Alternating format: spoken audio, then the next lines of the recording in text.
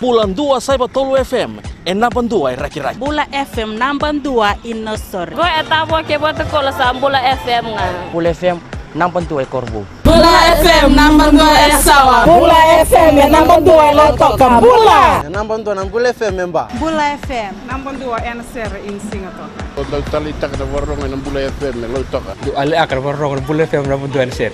Bula FM 62 NSR.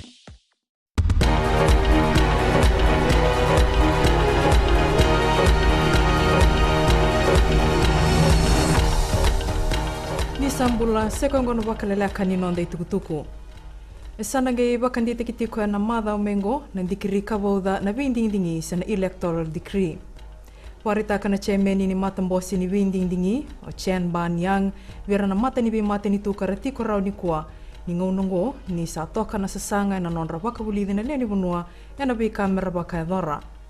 Endo tala na tikina o ya na non rendingi take so na bakalisilesi meratawana na vitambane so na wali wala ni vinding-dingi kina non rekilani kene wali silesi na ngada-ngada ni ngarabi ni vinding-dingi dua nga na singa. Tukuno yang ni raw ni may songo tigo na vinding-dingi na 5 na kaloka na akabi karaw ni kilay tigo na kena madala na lomanindua serua na yawa.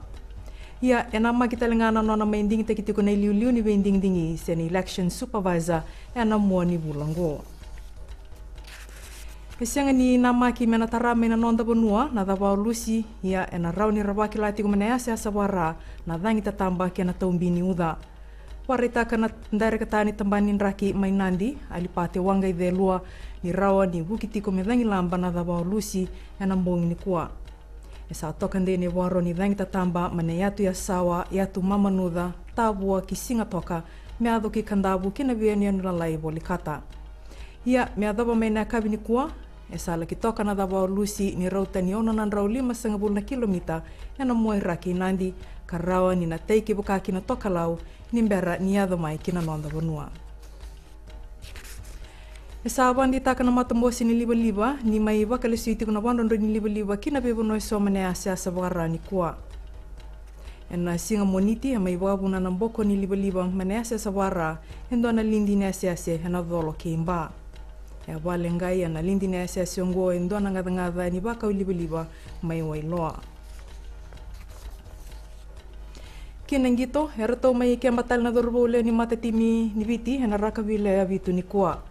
Waritaka na maninde ni timi ropate kaubesi ni rato toka na winwe ni timi na nonrbuke na maboa na bukudi na namaki kina sota mai Hong Kong ke Tokyo. Namaki mena kade bakitiko na dandra na dorbo na singa baka rumbu kango.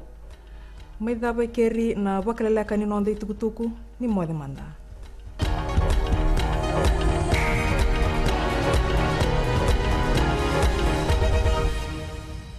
Ito singa to kando talita na warong na radio Fijuan na station yalmotua.